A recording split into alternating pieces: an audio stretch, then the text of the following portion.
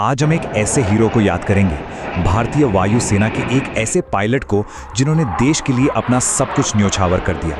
ये कहानी है विंग कमांडर नमांश स्याल की, जिनकी बहादुरी की उड़ान भले ही अधूरी रह गई, पर उनकी यादें हमेशा जिंदा रहेंगी। ये सिर्फ कुछ शब्द नहीं है, ये वो एहसास है, वो गहरा दुख है जो देश ने अपने एक बहादुर बेटे को खोने पर महसूस किया। तो चलिए इस कहानी को ज़रा और करीब से जानते हैं और समझते हैं कि इस शहादत के पीछे की असल कहानी क्या थी।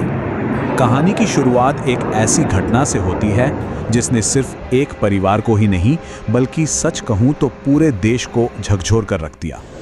बात है दुबई एयर शो की, जहां विंग कमांडर नमांश स्याल अपने तेजस फाइटर जेट के साथ उड़ान भर रहे थे।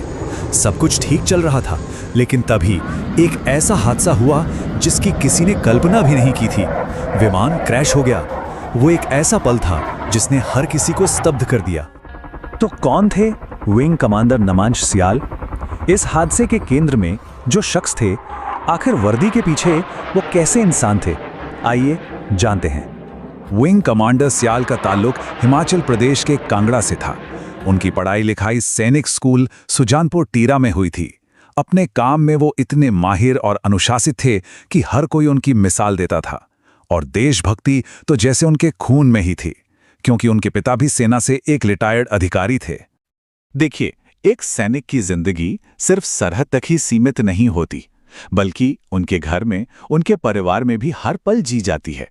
और जब हम वर्दी के पीछे की दुनिया में झांकते हैं तो एक बहुत ही दिल छू लेने वाली कहानी सामने आती है। नमांश की शादी लव मैरिज थी। अपनी पत्नी अफसाना के साथ उनका ये सफर पूरे 16 साल का था। एक ऐसा रिश्ता जो प्यार और एक दूसरे के सम्मान पर टिका था। जानते इस कहानी को और भी मार्मिक क्या बनाता है?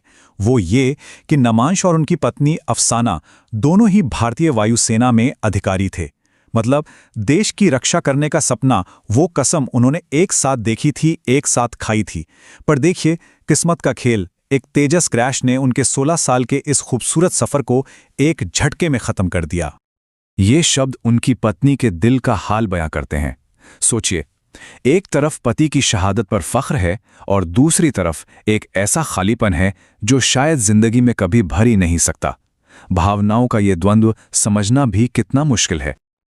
और इस पूरी त्रासदी का शायद सबसे दर्दनाक पहलू यही है, उनकी 7 साल की छोटी सी बेटी। वो मासूम अभी तक इस बात से अनजान है कि उसके पापा अब उसे कभी अपनी बाहों में उठाने के लिए वापस नहीं आएंगे। इस हादसे के बाद जो कुछ भी हुआ, वो दिखाता है कि देश अपने हीरो के बलिदान को कितना सम्मान देता है।